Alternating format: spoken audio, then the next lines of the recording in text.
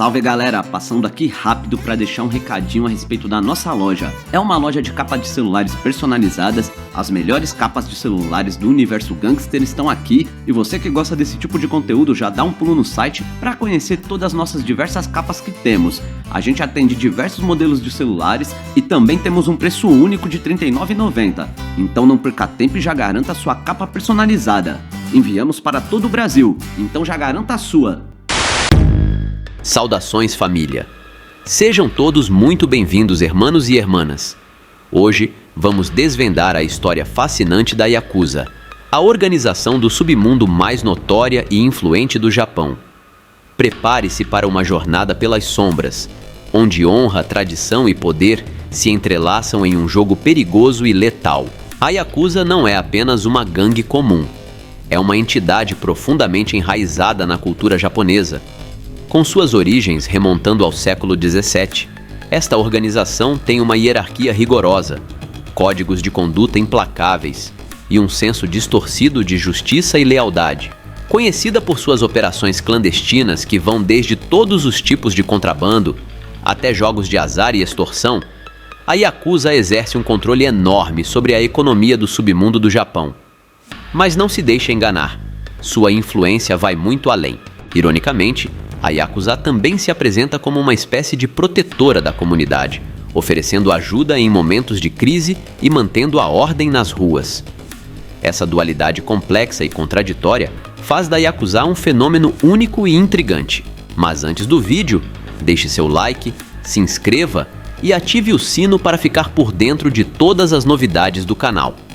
Eu tô deixando meu Pix junto com o link da loja e do Apoia-se nos comentários fixados. Considerem apoiar o canal, a ajuda de vocês é de extrema importância. Agora, vamos explorar as origens, a estrutura e os rituais da Yakuza, desvendar suas operações secretas e entender como ela continua a influenciar a sociedade japonesa moderna. Bora pro vídeo!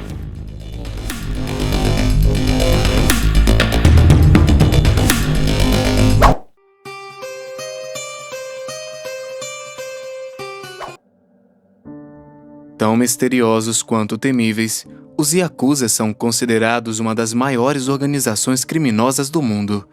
Embora sua história seja rica e complexa, para muitas pessoas, essa história se resume a tatuagens e dedos amputados.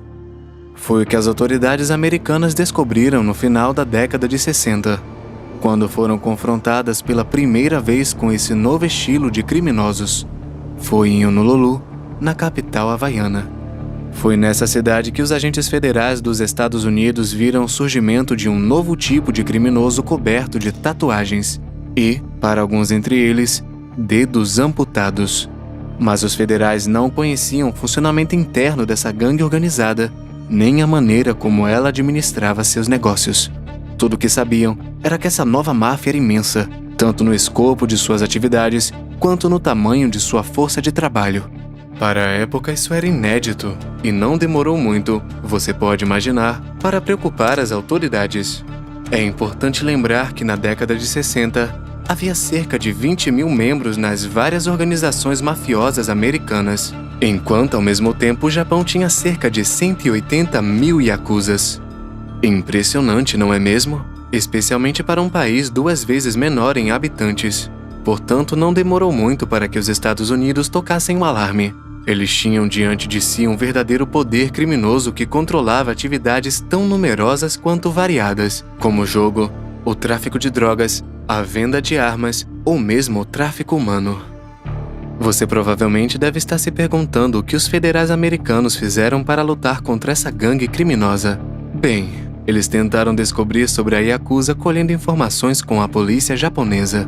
Infelizmente, ela estava relutante em fornecer informações aos americanos. Seriam os velhos rancores do pós-guerra que ainda pesavam na balança? Você pode pensar assim, mas na realidade, a razão era mais óbvia e bem diferente. Na verdade, a Yakuza e a polícia japonesa há muito tempo cooperavam juntas. De fato, ao contrário da máfia americana, a Yakuza era aceita na sociedade japonesa e muitos chefes de família tinham laços estreitos com a polícia. Alguns dos membros da gangue Yakuza não hesitavam em exibir o emblema de seu sindicato na porta de suas casas. Eu sei, pode parecer loucura. É como se a máfia americana indicasse seus esconderijos com placas, bairro principal da máfia. Mas acredite, você não está no final de suas surpresas. Alguns Yakuzas até organizavam entrevistas coletivas após certos tiroteios ou guerra de gangues, para falar sobre a morte de um civil atingido durante um confronto ou para anunciar o fim de uma rivalidade. Acho que você entendeu. Os Yakuza não são gangsters como os outros. Então vamos dar uma olhada na história dessa organização, originalmente secreta e agora conhecida por todos.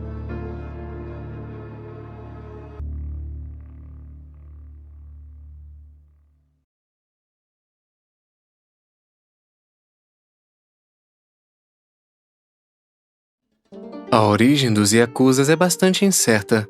Não existe um consenso histórico a respeito desse assunto. O que existe, na verdade, são 4 teorias sobre o nascimento dos Yakuzas. Para isso, é preciso retornar ao fim do Japão feudal, entre os séculos 17 e 19. A primeira é a teoria dos Kabuki-mono, termo que pode ser traduzido como os insanos em português.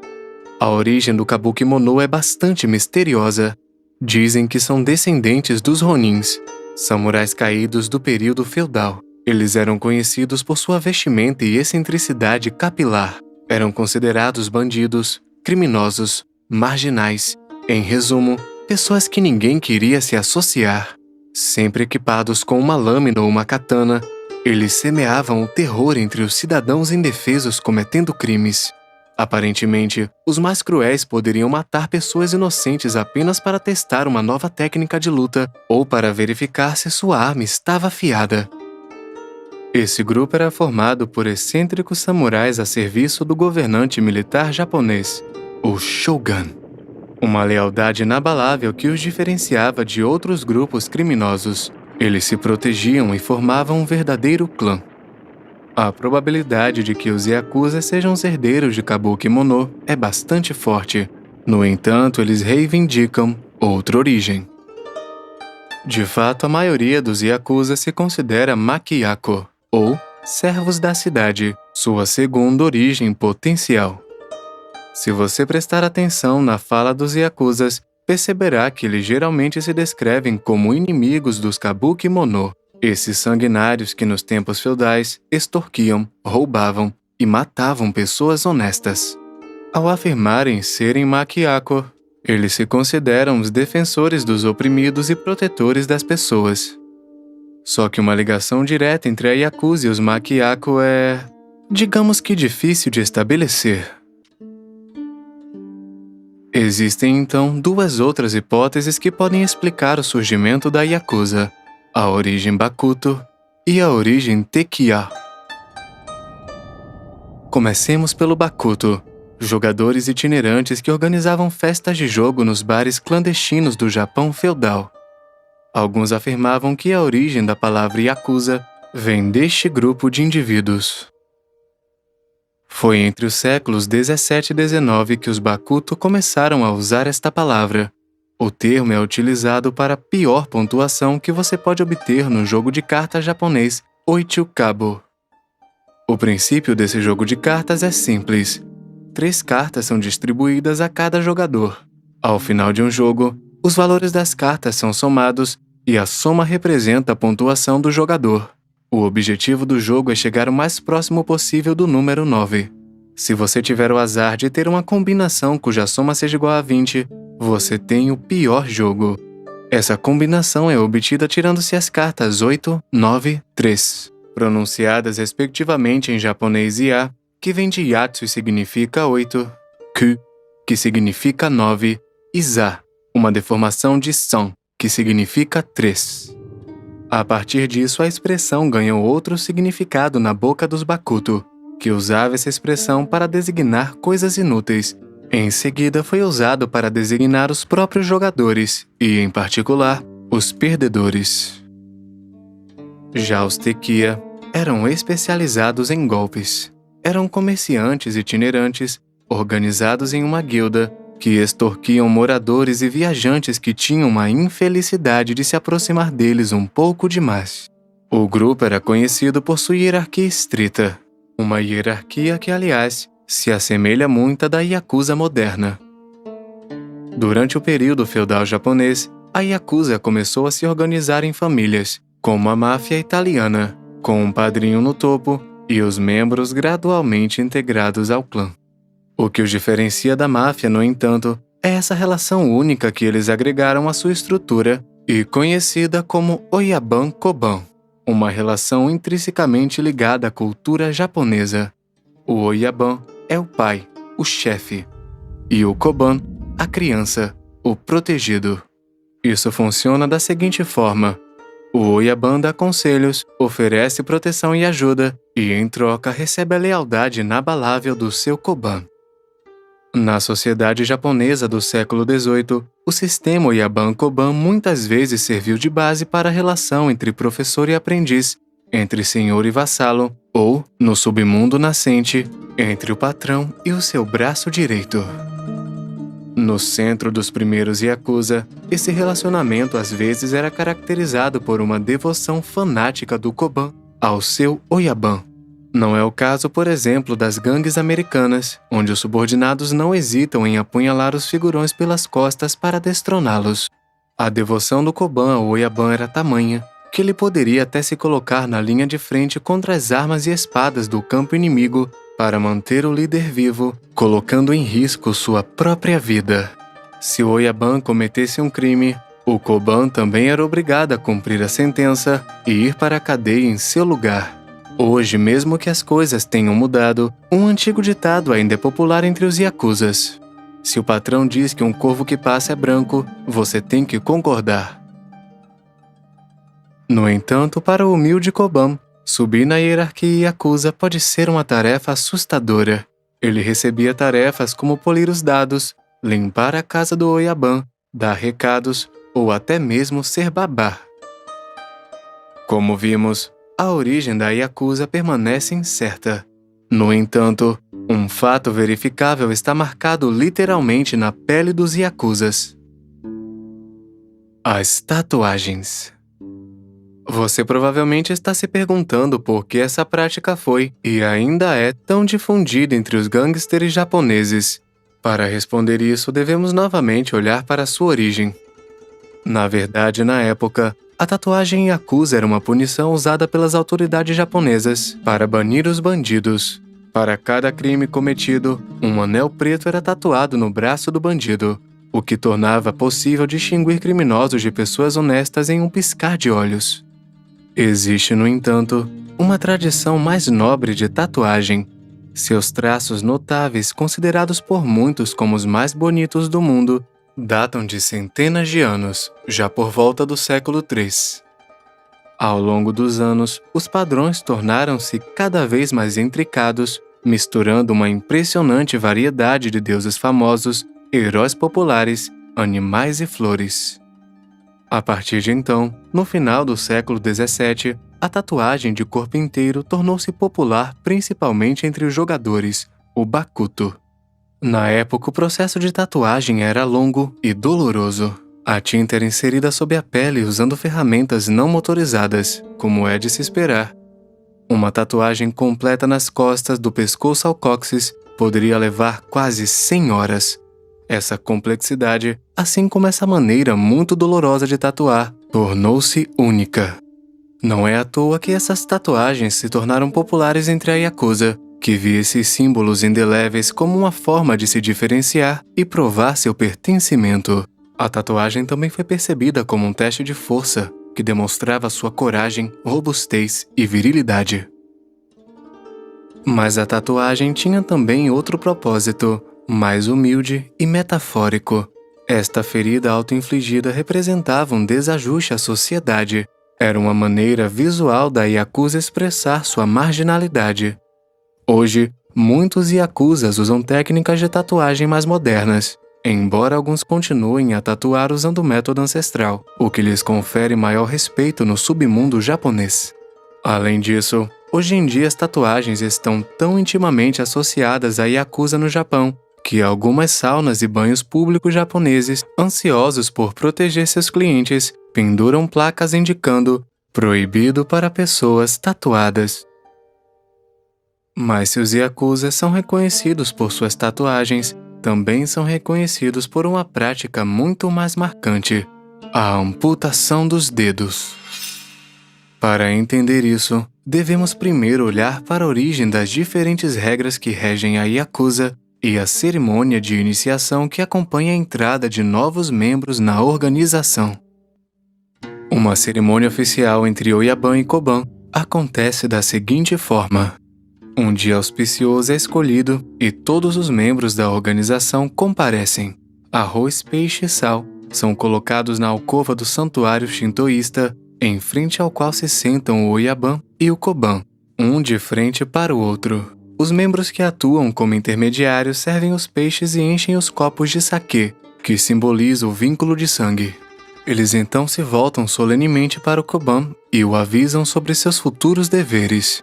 Tendo bebido o cálice do Oyaban e ele do seu, você deve agora ser leal à família e dedicado ao Oyaban. Mesmo que sua esposa e filhos morram de fome, mesmo com o custo de sua vida, seu dever agora é com a família e o Oyaban. Além desse rito de iniciação, o Tekiya e o Bakuto também desenvolveram um conjunto de regras que incluem o respeito ao sigilo e a mais estrita obediência ao sistema Oyaban-Koban.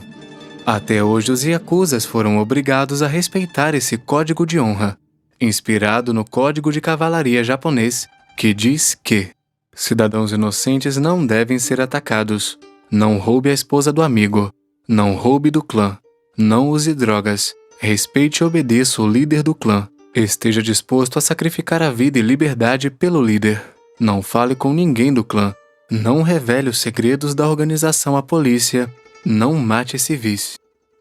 E se o Koban tivesse a infelicidade de quebrar uma dessas regras, ele poderia ser severamente punido. A covardia, a desobediência e a divulgação de segredos eram vistos de fato não apenas como atos de traição, mas também como afrontas à honra do clã. Além da morte, a punição mais pesada era a expulsão das fileiras. Quando havia banimento, o Oyaban então notificava os outros clãs que o membro não era mais bem-vindo em seu grupo. Dessa forma, um acordo comum foi alcançado e o pária não poderia mais se juntar a nenhuma outra quadrilha. Quanto aos delitos graves não merecedores de morte ou expulsão, havia o Yubitsumi, costume introduzido pelo Bakuto de cortar cerimonialmente a articulação superior do dedo mínimo. A amputação dos dedos teria o objetivo primordial de enfraquecer a mão da vítima, para que essa não pudesse mais segurar sua espada com firmeza.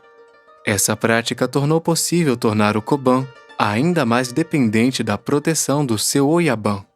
Quando o Koban tinha que ser amputado por arrependimento, a falange cortada era enrolada em um pano fino e solenemente entregue a Oyaban, que a aceitava na maioria das vezes. E quando houvesse recorrência, outra amputação poderia ser realizada no nível da segunda articulação do mesmo dedo ou na articulação superior de outro dedo. O Yubitsumi era geralmente um aviso antes da expulsão final do membro em questão, uma prática que mais tarde se espalhou para a Tekiya e outros grupos. Mas, além desses destaques, o Bakuto e o Tekiya também ficaram conhecidos pela sua relação muito próxima com a polícia. Eles foram de fato os primeiros criminosos japoneses capazes de cooperar com as autoridades, uma cooperação que lhes permitiu consolidar e expandir sua influência. Era então o início de uma corrupção política que se estenderia aos mais altos escalões do governo japonês.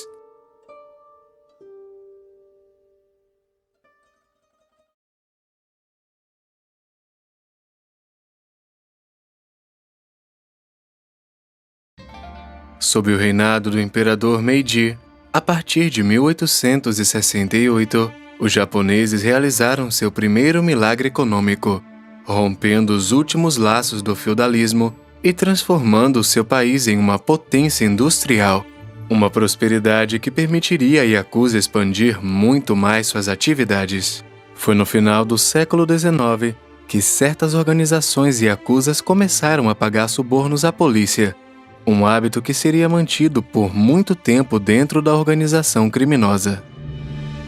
De fato, nesse novo e mais industrial Japão, a yakuza não tinha escolha, ela precisava se modernizar, e para isso, diziam a si mesmos que eles tinham de pôr os pés na política. Uma tarefa não tão fácil assim, você verá.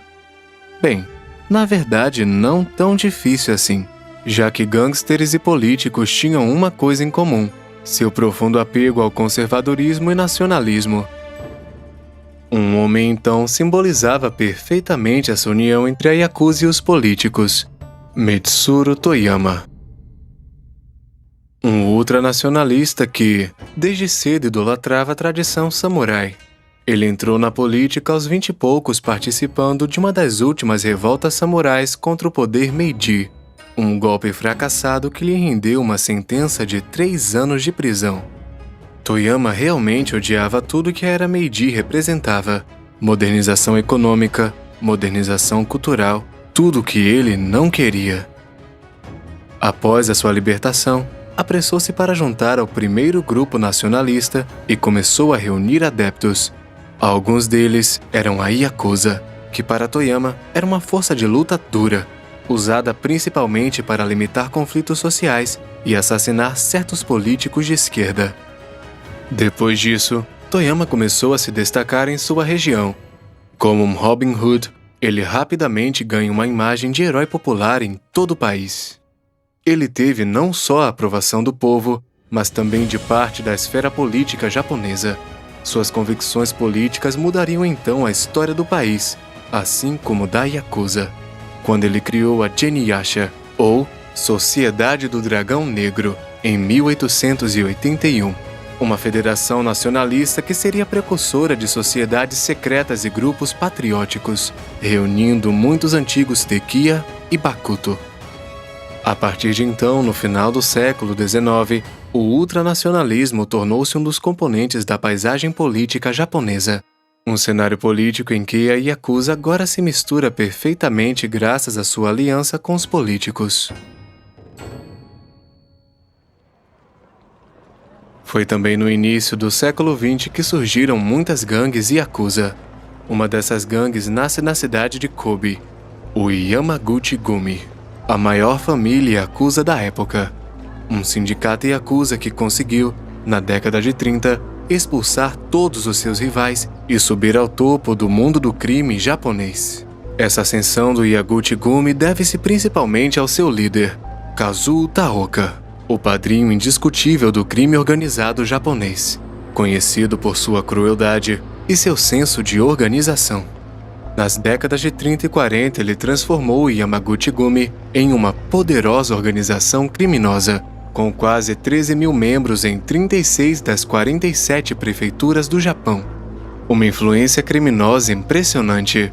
Mas os japoneses estavam neste momento focados em um evento muito mais sério: o ataque a Pearl Harbor e a sua entrada na guerra contra os Estados Unidos. Um conflito armado que os japoneses vivenciaram como uma terrível humilhação. Os milhões de soldados que morreram nos campos de batalha, os 2 bombardeios atômicos e a invasão soviética levaram a melhor sobre o Japão, que teve de capitular em 2 de setembro de 1945. Essa derrota que então significou o início da ocupação americana na Terra do Sol Nascente. Sob a ocupação americana, os japoneses precisavam de tudo, especialmente comida. E felizmente, paradoxalmente é preciso admitir, os cidadãos puderam contar com a ajuda da yakuza. Com o surgimento do mercado negro, eles de fato permitiram que a população japonesa se alimentasse da melhor maneira possível. Profundamente apegados à sua terra natal, os yakuza chegaram ao ponto de trocar suas armas por ferramentas para ajudar a reconstruir o país. Ajuda que permitiria que a yakuza fosse melhor aceita na sociedade japonesa e que gerasse uma dívida moral para com eles. No entanto, no final da década de 40, as forças de ocupação americanas deram a entender que queriam eliminar os yakuzas. Um discurso muito contraditório. Sabemos que foram os americanos que ajudaram muito as quadrilhas japonesas durante a ocupação, principalmente no que diz respeito ao fornecimento de arroz para o mercado negro. Na realidade, durante a ocupação, a política americana foi bastante desastrosa. As autoridades americanas e principalmente o general MacArthur sabiam muito bem que os gangsters eram os reis do Japão, mas nada fizeram para restaurar a ordem. Na verdade, sua prioridade não era a Yakuza, mas a possível ascensão do comunismo na terra do sol nascente. E para isso, os americanos viam o submundo ultranacionalista japonês como um aliado em potencial, já que eles também se opunham ferozmente ao comunismo.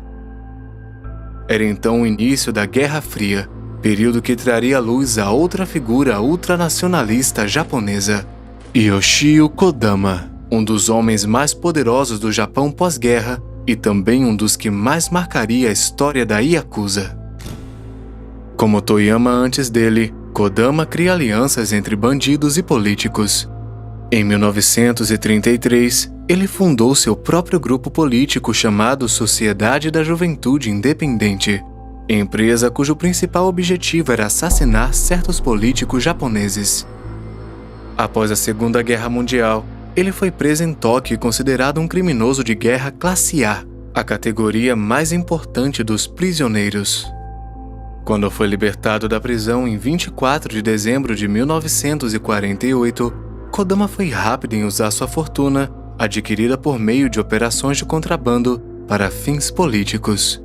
Ele suprimiu os conflitos sociais e expulsou os comunistas do Japão, como o senador McCarthy conseguiu fazer nos Estados Unidos com a famosa caça às bruxas. E, para atingir seus objetivos, Kodama chegou a trabalhar de mãos dadas com o Serviço de Inteligência Americana, a CIA. Esse fato deu início a uma longa relação de cooperação. Nas décadas de 50 e 60, a CIA financiou secretamente nacionalistas japoneses para lutar contra o comunismo na Ásia. A Yakuza, aliada de políticos de extrema-direita, se beneficiou indiretamente dessa ajuda.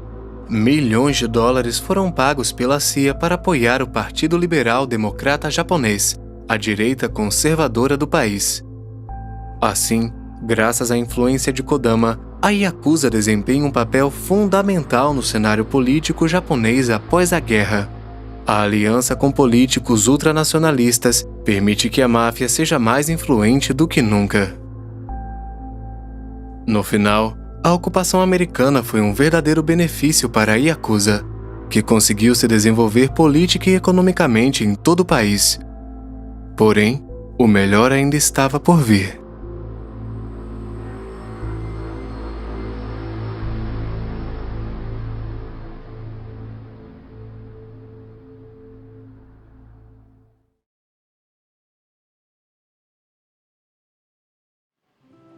A década de 50 marcou um período de mudanças significativas para os japoneses.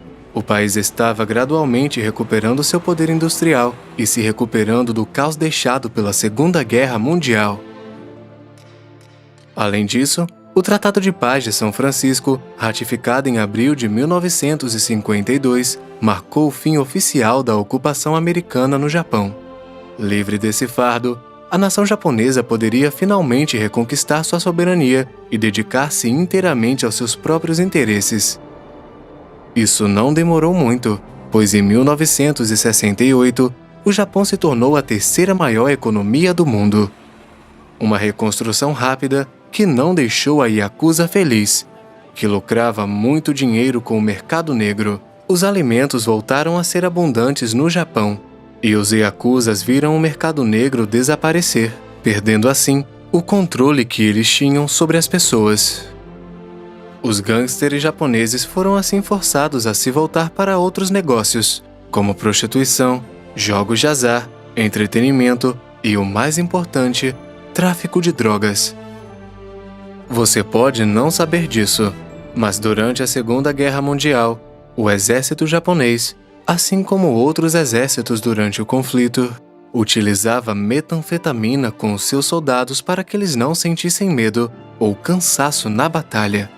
Essa droga, produzida em grandes quantidades, foi consumida principalmente pelos famosos homens-bomba, prontos a se sacrificar para causar o maior número de vítimas entre o inimigo.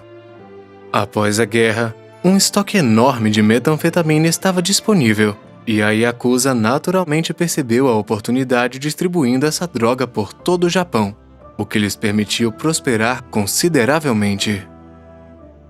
Além da prostituição, do narcotráfico e do entretenimento, o submundo japonês obviamente continuou suas outras atividades, inclusive a extorsão, que era, na década de 50, uma de suas principais fontes de renda. Graças às suas diversas atividades, as gangues japonesas se desenvolveram gerando uma renda prodigiosa. Além disso, foi durante a década de 50 que a Yakuza começou a copiar os códigos dos gangsters americanos. A razão? O surgimento do cinema de Hollywood em solo japonês durante e após a ocupação. Gangsters japoneses agora eram vistos vestidos de ternos escuros, gravata escura, camisa branca, todos geralmente acompanhados de óculos escuros. E além do estilo de roupa, alguns líderes da Yakuza também mudaram o estilo do carro, preferindo agora os grandes sedãs americanos. Há também outro fato notável na década de 50. O número de gangues Yakuza aumentou significativamente. Para ter uma ideia, a Polícia Metropolitana de Tóquio estimou que em 1958 havia cerca de 70 mil Yakuzas no Japão. 5 anos depois, esse número subiu para 184 mil membros, mais homens do que em todo o exército japonês da época. Nos anos 60 e 70, duas famílias Yakuza eram as mais importantes. O Yamaguchi-gumi, o sindicato Yakuza de Kobe que você já conhece um pouco, e o Inagawa-kai, localizado na área de Tóquio. É verdade, ainda não falamos sobre Tóquio, a capital japonesa. Bem, na região de Tóquio, nenhuma gangue jamais conseguiu ter um monopólio. Na verdade, apenas um grupo conseguia um pouco mais de destaque do que os outros, o Inagawa-kai, fundado por um certo Kakuji Inagawa, outro influente líder Yakuza, como Kazuo Taoka. Assim, falando de Taoka, no final da década de 50 sua influência começou a se espalhar por todo o território nacional. Taoka poderia realmente se gabar de ter cerca de 10 mil Koban em seu grupo, bem como uma organização criminosa com 343 gangues diferentes. É também durante esse período que Taoka e Inagawa estavam prestes a declarar guerra. Mas, no entanto, no lugar disso, os dois chefes formaram uma aliança em 24 de outubro de 1972, graças a um amigo muito próximo dos dois homens, o gangster e político Yoshio Kodama. Lembra dele? A figura mais proeminente do crime organizado japonês na década de 60, ele continua a fazer o que faz de melhor, combinar o submundo e a política. Acordos que modernizaram ainda mais as gangues da Yakuza. Kodama era o representante político de alguns dos maiores sindicatos Yakuza do país. Graças a ele, os gangsters tiveram a garantia de alcançar o auge do poder político. Ele segurava os políticos em uma mão e um exército de gangsters a seu serviço na outra. Certamente não é exagero dizer que durante os anos 60 e 70, ele foi um dos homens mais poderosos do Japão. Mas, no final da década de 70, um acontecimento encerrou definitivamente a sua carreira. E a causa disso foram as acusações contra ele por evasão fiscal, ligadas a um grande escândalo. Uma história que se enraizou alguns anos antes, em 1957 para ser exato.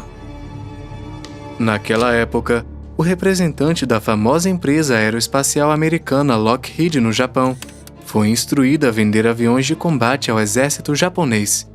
Para isso, ele fez contato direto com Kodama, que aproveitou suas relações políticas para favorecer a empresa americana. O lado negativo disso? Subornos enormes. O caso veio à tona em 1976 e o povo japonês ficou indignado. Para Kodama, a longa descida ao inferno estava apenas começando. Ele é julgado e acusado de ter desviado 6,5 milhões de dólares em impostos de renda entre 1972 e 1975, e de ter obtido 3,6 milhões em moeda estrangeira. Ao longo do seu julgamento, manifestantes foram à sua residência com a firme intenção de fazê-lo pagar por essa traição. Apoiadores de grupos ultranacionalistas, outrora grandes admiradores de Kodama, queriam que ele cometesse suicídio por ter manchado a honra do Japão, em particular, o encorajando a fazer o famoso harakiri, um ritual suicida que consiste em se estripar. As manifestações contra ele chegaram em uma escala tão alta que um dia, um certo Mitsuyasu Manu, ator de filmes e partidário ultranacionalista, tentou matar Kodama colidindo um avião em sua casa, como um homem-bomba da Segunda Guerra Mundial. Infelizmente para ele, o ataque foi um fracasso, já que ele erra seu alvo por pouco e morre instantaneamente no processo. Após a revelação desse escândalo, o estado de saúde de Yoshio Kodama declina rapidamente, e seu império com ele.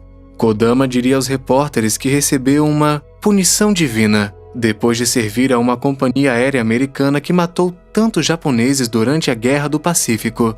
Ele morreu dormindo de um AVC em 17 de janeiro de 1984 em Tóquio, antes do final do seu julgamento. Esse escândalo em grande escala mancharia muito a imagem da Yakuza entre o povo japonês. Até então gratos, os japoneses realmente começaram a vê-los de forma diferente. Infelizmente, essa má publicidade não foi suficiente para reduzir o poder do submundo japonês. Kazuo Taoka, o líder do Yamaguchi-gumi, na época com 65 anos, ainda era tão influente como sempre, com quase 120 mil yakuzas em suas fileiras. E ao contrário de Kodama, ele soube ficar nas sombras. No entanto, ele também cairia do seu pedestal. Como? Através da rivalidade de gangues. Toda essa história começa em uma noite de julho de 1978. Naquela noite, Taoka senta-se calmamente em uma boate de Kyoto, acompanhado por 5 capangas. Quando de repente um jovem de camisa branca se levanta de sua cadeira, saca um revólver 38 e esvazia seu pente sobre o padrinho do submundo. O agressor então foge na tentativa de se salvar, enquanto Taoka é levado às pressas para um Cadillac blindado e levado sob escolta policial para um hospital próximo. Atingido no pescoço, ele milagrosamente consegue sair. O agressor de Taoka não era outro senão um yakuza de 25 anos pertencente ao clã Matsuda-gumi, rival da família Yamaguchi-gumi, também ativa no oeste do Japão. Infelizmente para ele, sua vida não durou muito.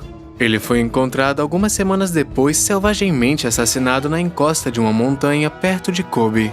Assim, após essa tentativa de assassinato, estoura uma guerra de gangues, digna da Guerra de Chicago dos anos 30. A Yakuza se enfrenta em plena luz do dia na rua e ninguém, nem mesmo a polícia, é capaz de parar esse caos. 5 outros Yakuza afiliados ao Matsuda-gumi serão assassinados nas represálias sangrentas que se seguirão. Enquanto isso, Taoka luta para se reerguer. Seus ferimentos de tiro enfraqueceram consideravelmente, forçando-o a se aposentar por algum tempo. Era o começo do fim para o padrinho do clã Yamaguchi-gumi. O sindicato Yamaguchi-gumi devia muito de sua força à liderança de Taoka. No entanto, após sua tentativa de assassinato, ele já não era mais o mesmo. Cada dia mais fraco, Taoka não tinha mais o controle sobre sua gangue e o clã começa a se dividir, com alguns tenentes já brigando pelo seu lugar.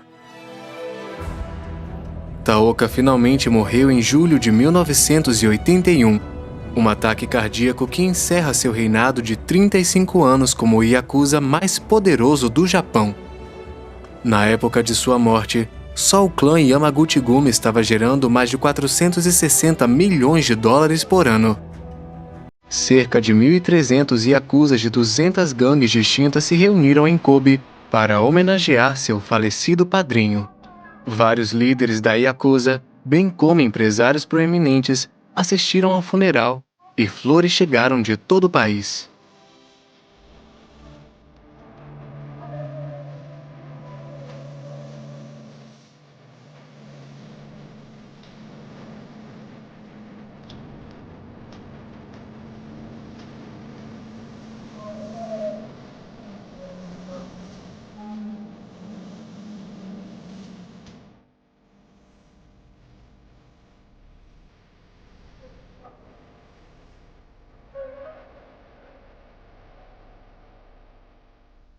Para a surpresa de todos, foi sua esposa, Fumiko Taoka, que assumiu as rédeas da Yamaguchi-gumi, algo sem precedentes na história da Yakuza. O papel de Fumiko deveria ser temporário, apenas para preencher o vazio até que um líder masculino pudesse surgir.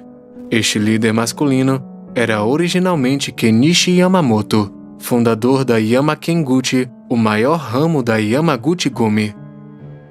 Mas, infelizmente para ele, ele sucumbiu a uma doença 7 meses após a morte de Kazuo Taoka. A partir de então, por um tempo, cerca de 12.000 yakuzas do maior sindicato do crime do Japão foram liderados por uma mulher. Seria necessário esperar até 1984 para que um novo padrinho, chamado Masahisa Takenaka, fosse escolhido. No Japão da década de 80, o Yamaguchi-gumi e o Inagawa-kai ainda eram as duas famílias yakuzas mais proeminentes. Mas não podemos deixar de falar de outra, da qual ainda não falamos: o Sumiyoshi-kai, um sindicato yakuza singular em muitos aspectos que não tinham o Yaban, ao contrário da Yamaguchi-gumi. Na verdade, esse grupo funcionava de maneira bem diferente. O Sumiyoshi-kai tinha vários líderes, todos iguais entre eles. O tributo do Koban, paga ao Yaban, era menor, e maior autonomia foi dada aos membros de gangues em geral. Um sistema que funcionava muito bem. Afinal de contas, o Sumiyoshi-kai arrecadava mais de 276 milhões de dólares por ano. Mas surgia agora uma nova pergunta: o que a polícia estava fazendo todo esse tempo? Bem, como sempre, ela estava cooperando com a máfia. De fato, sempre houve uma relação única entre a aplicação da lei e a Yakuza, com corrupção generalizada e institucionalizada. Aconteceu, por exemplo, que a polícia organizou batidas contra o crime organizado, mas o fato é que, na maioria das vezes, os bandidos eram soltos depois de alguns dias, muitas vezes por falta de provas. E as gangues eram avisadas antes de cada grande batida policial, o que lhes dava bastante tempo para fugir e esconder os elementos que poderiam incriminá-las antes das autoridades chegarem. Os yakuzas retribuíam o favor deixando armas para a polícia apreender. Havia também uma certa familiaridade entre eles, já que os bandidos e os policiais geralmente se conheciam pelo nome. Além disso, eles compartilhavam os mesmos valores de conservadorismo e nacionalismo. Um policial japonês chegou a dizer que nem todos os yakuzas são maus. Tenho amigos que são da Yakuza, são honrados e bons cavalheiros. Eles mostram o verdadeiro espírito do povo japonês. Os yakuzas, por outro lado, respeitavam a polícia e entendiam seu dever de cumprir a lei. Por exemplo, depois que um assassinato era cometido, o yakuza culpado ia à delegacia mais próxima e fazia uma confissão completa. Uma relação entre gangues e polícia compartilhada pelo líder yakuza Kakuji Inagawa, que dizia: acreditamos na polícia japonesa. Se dizem que a gangue Nagawa é ruim, então é verdade. Não gosto de falar muito, mas eles são muito competentes. É dever deles cuidar de mim. Eu os respeito. Dê a eles meus cumprimentos. Além disso, essa cumplicidade era tamanha que alguns yakuzas podiam ajudar a polícia a desempenhar seu papel na resolução de certos conflitos dentro da sociedade japonesa.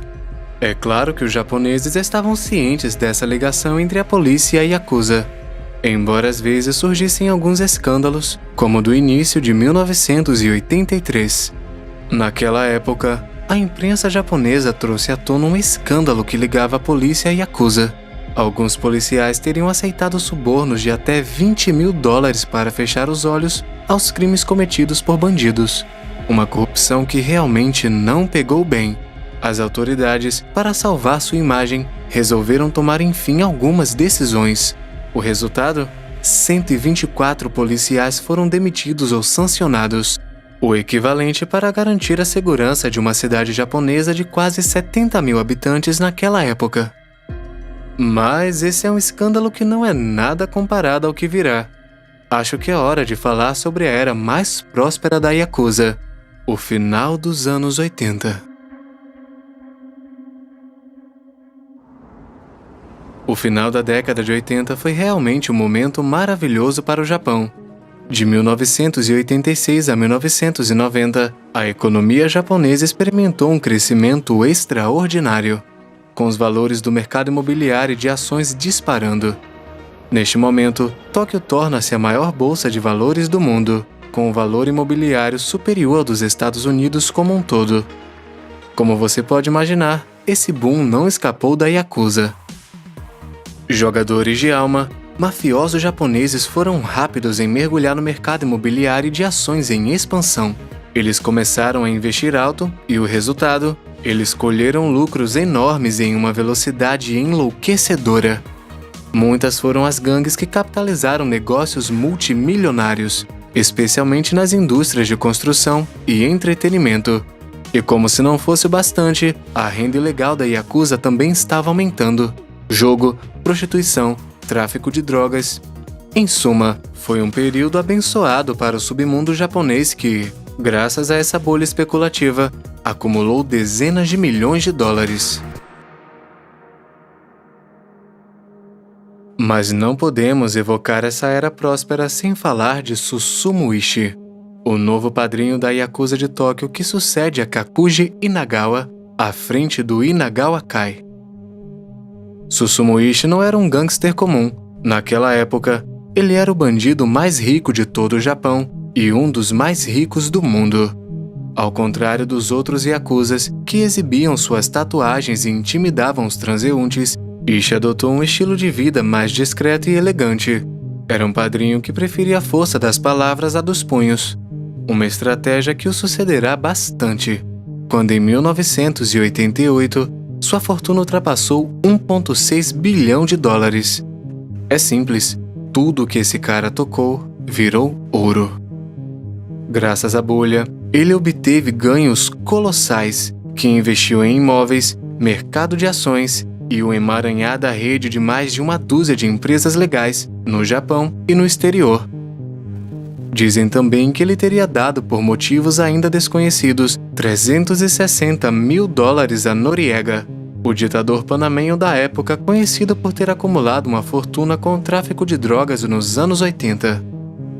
Durante seu legado como líder, o Inagawa Kai se tornou o maior sindicato do crime de Tóquio. Ishii tinha cerca de 7.500 homens à sua disposição, engajados no tráfico de drogas, extorsão, jogos de azar e uma centena de outras atividades.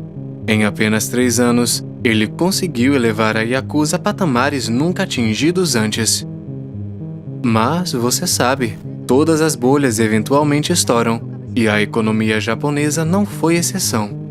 A recessão começou no início de 1990 e foi uma das piores crises do país. Em 40 anos, o Japão não tinha visto nada assim antes. Basta dizer que as consequências foram terríveis para Ishii, o Inagawa Kai e todo o submundo japonês. O império de Ishii realmente desmoronou e, para piorar as coisas, sua saúde se deteriorou seriamente. Não é à toa que em outubro de 1990, ele renunciou ao cargo de chefe do Inagawa Kai e se aposentou oficialmente. Uma aposentadoria que não ia durar muito tempo, já que ele faleceu quase um ano depois. Então, depois de 4 anos de prosperidade, era hora do Japão pagar o preço. A Yakuza viu sua renda cair drasticamente, e então se seguiu uma década de escândalos.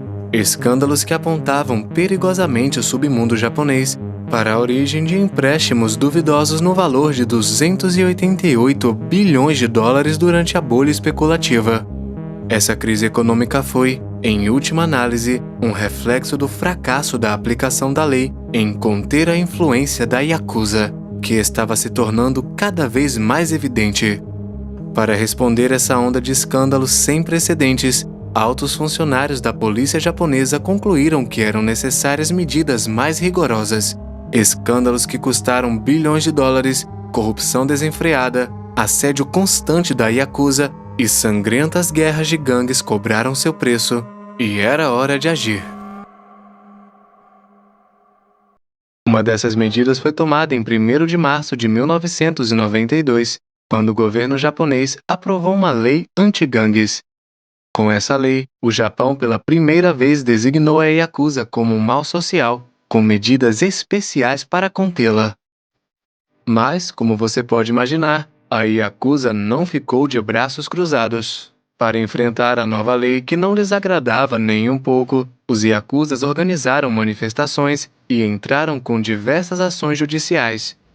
A princípio, essa nova lei parecia ter um enorme impacto sobre a máfia. A polícia anunciou que milhares de gangsters cessaram suas atividades e que dezenas de grupos criminosos foram dissolvidos seguindo a lei anti-gangues. Mas os fatos anunciados infelizmente estavam longe da realidade. A lei anti-gangues de fato conseguiu expulsar dezenas de milhares de gangsters, mas a maioria deles permaneceu leal ao submundo. Eles simplesmente se reconverteram nos papéis de parceiros para serem inocentados de qualquer suspeita.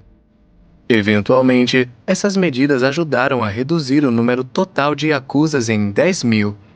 No entanto, seus números sempre permaneceram altos, já que em 1994 haviam cerca de 80 mil Yakuzas, dos quais quase metade eram designados como associados. No final, a lei só teve efeito de conduzir a Yakuza à clandestinidade, dificultando ainda mais a coleta de informações. Alguns líderes da Yakuza juraram então encerrar toda a cooperação com as autoridades.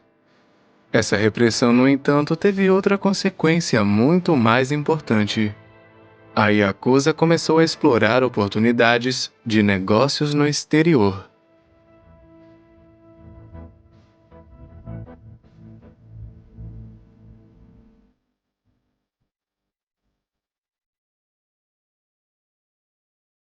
Era o fim do dinheiro fácil dos anos prósperos da bolha econômica. A Yakuza agora precisava se reestruturar e recuperar sua grandeza. Uma tarefa nada fácil quando você sabe que sua renda com jogos de azar e extorsão caíram drasticamente. E a Yakuza sabia que o que eles precisavam naquele momento era de novos mercados para explorar.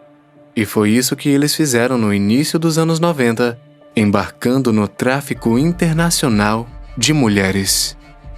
Eles atraíram dezenas de milhares de mulheres em toda a Ásia. Eles prometiam empregos e dinheiro legítimos. Claro, essas promessas eram apenas promessas. Na realidade, essas pobres mulheres foram drogadas, depois exploradas como escravas sexuais, forçadas à prostituição em bordéis japoneses. O tráfico de mulheres era um negócio lucrativo para a Yakuza, gerando bilhões de dólares todos os anos. Mas havia outro mercado ainda mais lucrativo que a Yakuza explorava no exterior: o tráfico de drogas. Uma delas era a metanfetamina, uma substância ilegal com a qual os gangsters japoneses já estavam muito familiarizados. Ela era produzida no leste da Ásia, de onde a Yakuza comercializava internacionalmente e, com isso, obtinha enormes lucros, contribuindo muito para a renovação de sua organização. Além da metanfetamina, as gangues japonesas estavam interessadas em heroína, que também era muito lucrativa. Para isso, eles foram para o Sudeste Asiático. Depois veio a cocaína, outra droga cobiçada pela Yakuza. De fato, na década de 90, representantes do cartel colombiano de Cali entraram em contato com a maior gangue Yakuza, a Yamaguchi Gumi. Juntos, eles teriam então conspirado para trazer enormes quantidades de cocaína para o Japão. Esse era o tipo de notícia que dava pesadelo às autoridades criminosas internacionais. Uma aliança entre o poderoso sindicato Yamaguchi-gumi e o temível cartel de Cali? Você pode imaginar? O cartel colombiano teria enviado distribuidores de cocaína para todo o Japão, em Tóquio, Osaka, Yokohama ou até mesmo Kobe. Os colombianos pareciam determinados a mostrar que podiam ser tão implacáveis na terra do sol nascente quanto eram em casa. Mais estranhamente, a ameaça da chegada dessa droga em solo japonês permaneceu no estágio de ameaça. A polícia japonesa se preparou para enfrentar uma nevasca de cocaína que nunca aconteceu.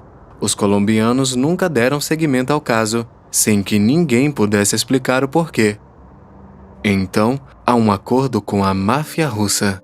Embora menos organizados que os sindicatos do crime italiano ou japoneses, os mafiosos russos exibiam perspicácia comercial e crueldade incomparáveis. Ex-agentes da KGB e policiais estavam por trás de muitos grupos criminosos da Rússia. Este último, então, se espalhou pelo mundo e entrou em contato com as maiores organizações criminosas, incluindo a Yakuza. A Rússia e o Japão permaneceram vizinhos distantes, em grande parte devido à disputa sobre a apreensão das ilhas do norte do Japão pela União Soviética no final da Segunda Guerra Mundial. Mas o comércio entre o Extremo Oriente Russo e o Japão se desenvolveu muito rapidamente. Uma colaboração frutífera que permitiu a venda de carros roubados e bens de consumo do Japão para a Rússia e vice-versa para armas e mulheres russas. No entanto, a Yakuza mais ambiciosa já estava de olho nos Estados Unidos há muito tempo. Não foi à toa que gangsters japoneses começaram a aparecer nas praias do Havaí e no próprio continente americano. No início dos anos 70, a Yakuza já havia estabelecido bases no país do Tio Sam, particularmente nas Ilhas Americanas do Pacífico. Eles se desenvolveram, portanto, no país, em Los Angeles, São Francisco ou Nova York. Em Nova York, no início da década de 80, a polícia local tomou conhecimento da Yakuza e de operações criminosas de grande porte na região. No entanto, ela não estava preocupada com isso e deixou claro com a seguinte frase: se houvesse qualquer tipo de extorsão, como a prostituição, as 5 famílias já estariam nisso. Você não pode fazer nada por muito tempo em Nova York sem que a máfia perceba. Nesse negócio você tem que lidar com eles. Acho que Nova York é geograficamente inconveniente para Yakuza se estabelecer. E menos de um ano depois dessa declaração, adivinhem o que eles descobriram? Que a máfia de Nova York decidiu colaborar com a Yakuza, em particular para organizar jogos de azar clandestinos. A polícia de Nova York estava certa em um ponto, que as 5 famílias não queriam concorrentes em seu território. Então, por que colaborar com a Yakuza? Bem, porque aos olhos da máfia americana, a Yakuza não era uma ameaça, mas simplesmente uma forma de expandir seus negócios. A partir de então, os gangsters japoneses conseguiram formar alianças com a máfia local, um acordo que beneficiaria ambas as partes. Assim, no final do século XX, a Yakuza se estabeleceu em uma infinidade de países, permitindo-lhes desenvolver consideravelmente suas atividades internacionalmente. E eles finalmente pareciam estar se recuperando das enormes perdas financeiras associadas ao estouro da bolha. Ao entrar no segundo milênio, no entanto, eles serão confrontados com problemas novos e muito mais insidiosos.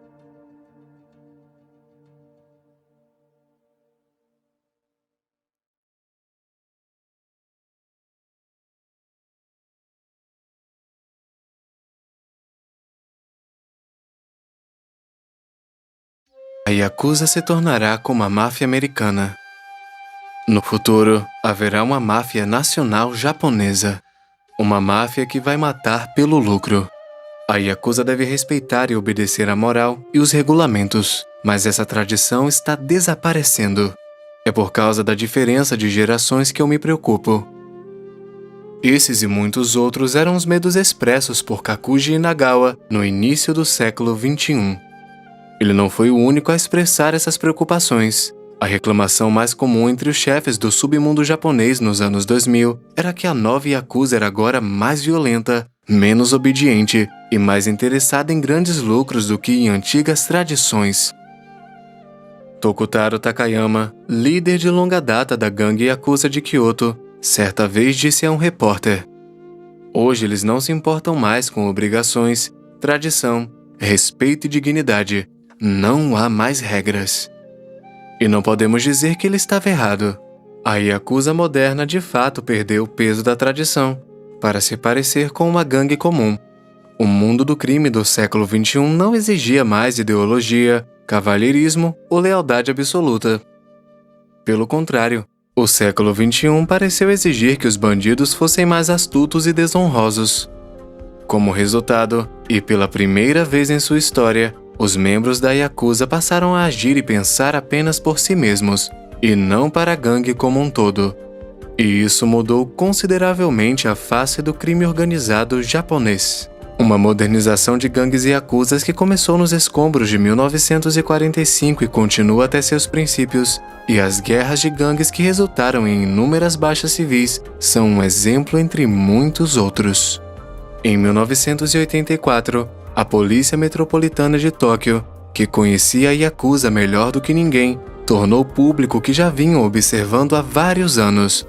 Há uma clara tendência de diminuição de solidariedade e obediência entre os membros da Yakuza. Isso decorre da aposentadoria de líderes de gangues envelhecidos que mantinham uma disciplina estrita, bem como mudanças no temperamento dos gangsters. Esse era então um declínio que pode ser explicado principalmente pela questão da aposentadoria. Além disso, nas últimas décadas, mais e mais jovens Oyabans chegaram ao poder e gradualmente mudaram a estrutura das gangues. A passagem da Yakuza para os altos escalões das finanças e sua expansão para o exterior ocorreu quando os últimos grandes chefes, aqueles que chegaram ao poder durante a ocupação, morreram. Assim, a geração mais velha, e com ela suas tradições, desapareceu gradualmente. No entanto, os Yakuzas da geração mais jovem não são todos inadequados. São simplesmente frutos de outra geração, menos receptiva aos velhos costumes, vendo neles apenas obstáculos às suas atividades. Menos inclinados a obedecer o seu Oyaban, hoje, poucos estão dispostos a dar a vida e se dedicar a eles. Além disso, como a omerta que caiu dentro da máfia ítalo-americana, alguns Yakuzas começaram a denunciar seu chefe, um ato impensável alguns anos antes. Acumular grande riqueza ou obter sucesso nos negócios tornou-se o único objetivo da nova geração de gangsters japoneses. Como você viu, a Yakuza está longe de ser uma gangue comum. Presentes desde o Japão feudal, eles se tornaram a chave do poder político do país no século XX. Ao longo de sua história, eles desempenharam um papel de oposição honrosa na sociedade japonesa. Às vezes aceitos, às vezes rejeitados, às vezes criminosos, às vezes heróis. No Ocidente, é apenas na Sicília que podemos afirmar que a máfia teve tal ápice. Ao longo das décadas, os japoneses aprenderam a conviver com o submundo, às vezes cedendo às suas exigências para manter uma aparência de paz social. No passado, esse método ajudava a garantir uma certa harmonia entre a população. Mas esse contrato social está se rompendo. Fortemente enfraquecida, a Yakuza estaria agora à beira da extinção. Seus números de fato caíram drasticamente, e há cada vez menos jovens japoneses juntando-se a eles. E além disso, autoridades estão fazendo de tudo para lutar contra os delitos daqueles que ainda fazem parte da Yakuza e oferecem mesmo uma reintegração na sociedade. Sim, destino estranho para esse grupo criminoso que já reinou na Terra do Sol Nascente.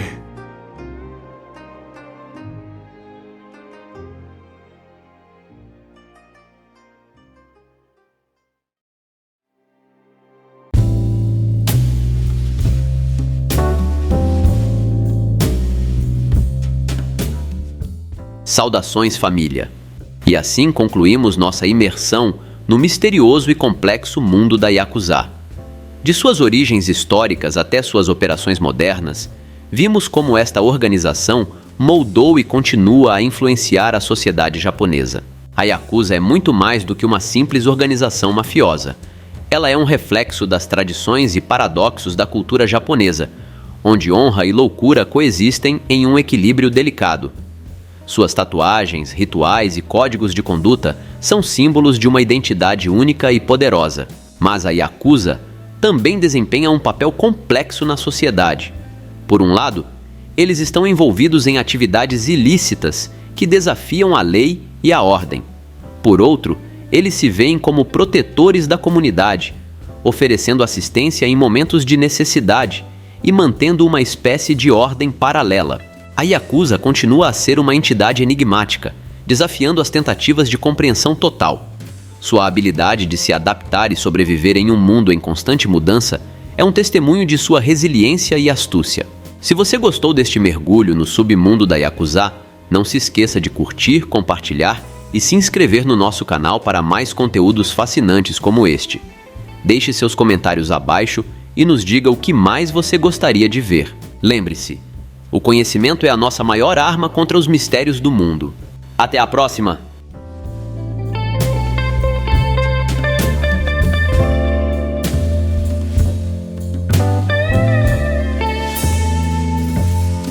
Dá um pulo lá no Apoia-se e se torne um de nossos investigadores daqui do canal. Valeu, família!